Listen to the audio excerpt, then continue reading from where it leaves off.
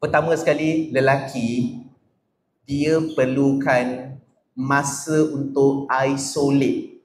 Jadi tuan-tuan, kenapa lelaki dia jawab okey? Sebab itu bukan cara dia release. Bukan cara dia release? Habis itu dia buat macam mana? Okay, tuan-tuan jangan sabar tuan-tuan. Beza lelaki perempuan ni tuan-tuan, gap pada gender ni, cara mereka release tu berbeza. Macam perempuan, tadi saya sebutkan, kena cerita tanpa judgement. Itu perempuan.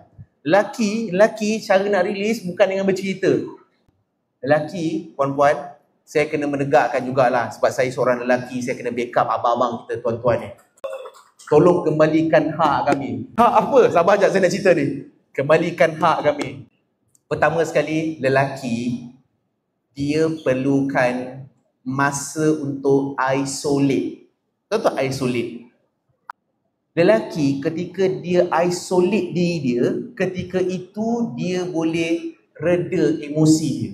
Sebab tu untuk lelaki, kadang-kadang kalau lelaki minta yang boleh kena pergi kedai mamak tengok EPL, bagi. Kalau tak minat bola contoh, yang boleh kena pergi mancing, bagi.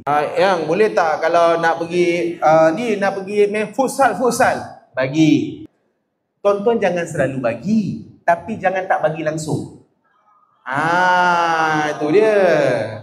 Dapat setahun sekali pun jadilah.